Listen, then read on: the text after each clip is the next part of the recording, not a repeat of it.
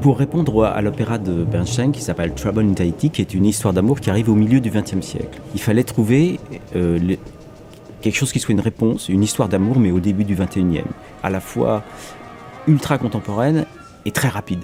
Et je voulais mettre en scène quelque chose qui soit de cet ordre-là, où les gens se rencontrent sans se rencontrer en fait. Alors la musique de Pascal Zavaro est extrêmement puissante. Pour moi, ça représente la musique du XXIe siècle.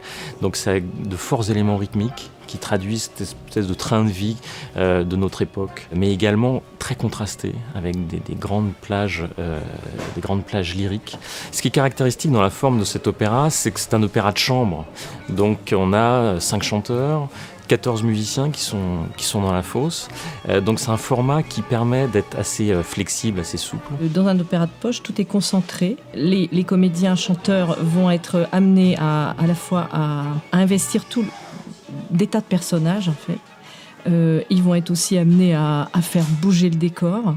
Et tout ça, ce ne sont pas des contraintes, c'est pas vécu comme des contraintes, mais au contraire, c'est des catalyseurs d'imaginaire. C'est des entrées de liberté pour l'imaginaire. Ce qui m'a intéressé, c'est qu'il y a un flux permanent. Comme tout se passe à travers les réseaux sociaux, à travers Internet, à travers des téléphones, des SMS, je voulais que tout soit en permanence dans un flux, en fait, qu'on sente qu'il y ait une énergie de flux en permanence dans la musique. Sous couvert de parler des nouvelles technologies, du monde d'aujourd'hui, vers quoi nous emmènent les écrans de nos ordinateurs, de nos portables, je m'aperçois qu'on bute toujours sur la même question.